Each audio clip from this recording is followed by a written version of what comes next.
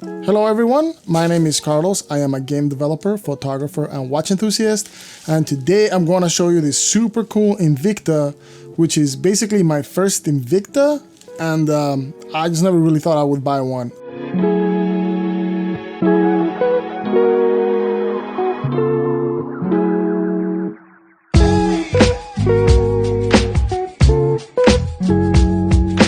To be completely honest, I've kind of cheated a little bit and I actually opened the bag that it came in because I wasn't exactly sure what came in the package. And as soon as I realized it was the watch, I went ahead and I put it back in the bag before I opened it so that you guys can see me actually unbox the watch itself for the first time and you can get an idea of like my real-time kind of impressions of this watch as I see it with you guys for the first time. So let's go ahead and get this going. So obviously this watch came in this really cheap bag. It was not anything super crazy, and right inside of the bag we get to the nuts and bolts of everything, which is basically the actual Invicta box. This watch, another clue is I paid $40 for this watch. It is an automatic watch and it's a little bit different from other watches as it is a jump hour watch. So $40, automatic, NH35, and jump hour. I figured this was kind of like a cool niche watch that could be something kind of cool for 40 bucks. Box is pretty typical. This is my first Invicta, so I'm kind of checking out their packages for the first time. The packaging actually reminds me in a lot of the Helm packaging, where it seems to be two pieces of cardboard right on top of each other. So it is not like a plastic flip box or anything fancy like that. It's pretty much just kind of like what Helm does for their packagings, except it's just like a different color. So let's go ahead and get into this. So obviously it has a little sleeve with Invicta branding on it. So we'll get this guy off. And here we go. It has the rippling that you usually see in the Invicta kind of flip-up boxes. But as I said, this doesn't look like a flip-up, but maybe it is. Oh, so interestingly enough, it is a flip-up. Oh, and here we go. Okay. Okay, it's not what I expected. I don't think it's what you guys expected or what most people expect when they hear the name Invicta. First impression is that this is pretty damn cool, man. We got the regular sort of instructions and stuff like that, but that doesn't matter. What matters is the watch. So let's take a look at this guy. Pretty cool stuff. First impression is very, very positive. As you guys can tell, this is kind of a throwback watch. Some would say retro.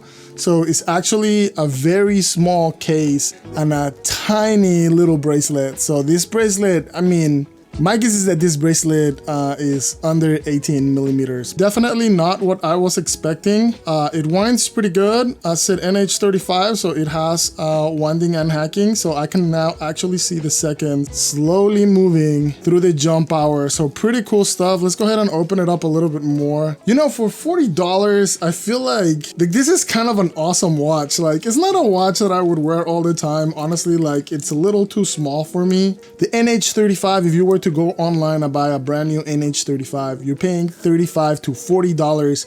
So if you think about it, you're basically paying like the cost of the movement, and then you're getting a watch around it pretty much for free.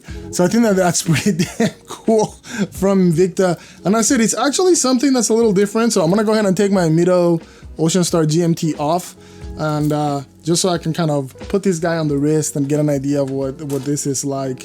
Pretty damn cool though, you know, just something different, you know? This is what it looks like on my 8-inch wrist. Pretty cool. Let's take some stickers off.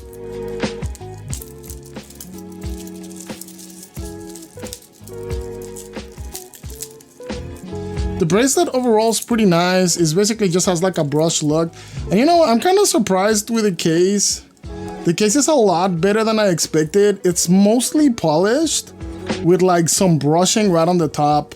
And honestly, like, it looks pretty damn classy. I would say that the fully polished sides with a brush top actually looks pretty damn cool.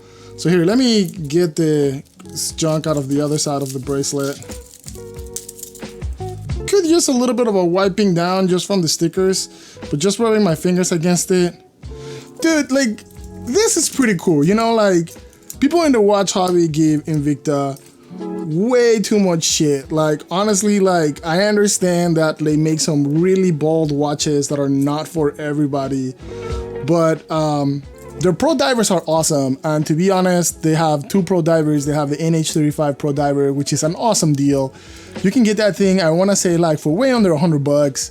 I think that you used to be able to get them for like 60, 70 bucks just like a few months ago.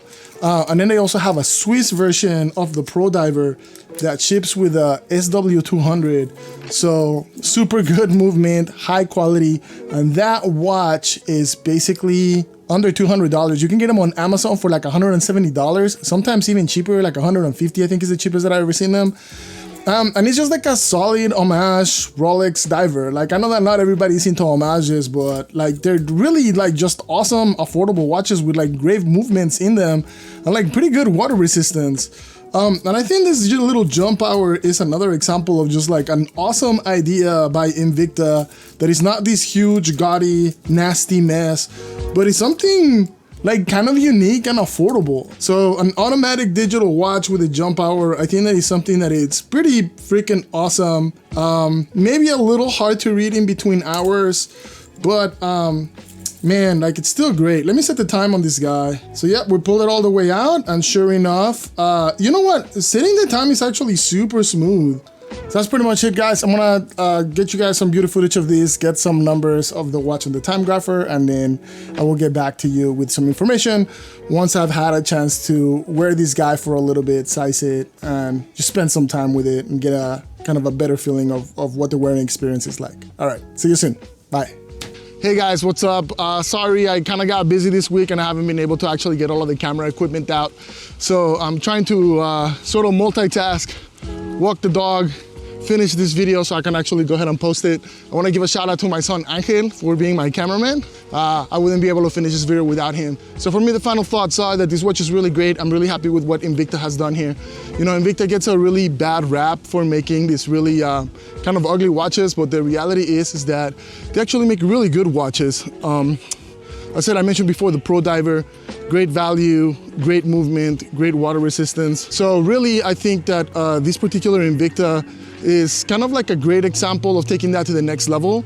And instead of doing that with homage watches, actually trying to do something unique and different in the watch space. Sorry guys, as I'm walking my dog, he's kind of acting up a little bit. So yeah, I think that what Invicta has done here with this little automatic digital watch, for lack of a better words, is really special. I wouldn't be surprised if this watch becomes kind of a cult classic, kind of like some of the Casio watches that people love. I think for this particular watch, the only kind of complaint that I have is the jump hour is a little bit hard to see in between hours because the hour doesn't actually jump. And also, I think the rose gold is gonna be a little hard for a lot of people because it does seem to be a little bit more on the feminine side. So with that said, I am a guy that sometimes has paint on his nails, so it doesn't bother me too much, but if you're not necessarily comfortable with that, I think it's worth pointing out.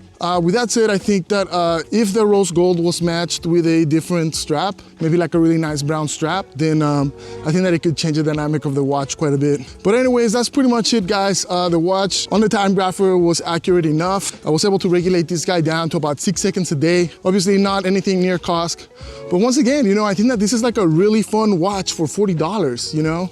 It's definitely, there's a lot of snobbery out in the watch hobby, but I think in many ways this watch represents what's really awesome about this hobby, which is that you can get something special and unique and interesting only spending $40, you know, and I think Invicta has really nailed it in this particular case. So anyways, guys, thanks for watching the video. And let me know what you guys think of this Invicta. Like, do you guys agree with me that this Invicta basically knocked it out of the park? Is this a type of Invicta that you guys would actually wear yourselves? Let me know in the comments and I'll see you next time. Peace.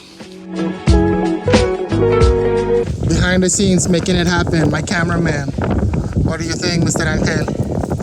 Looks good. Looks good? Thanks for your hard work, dude. Boom.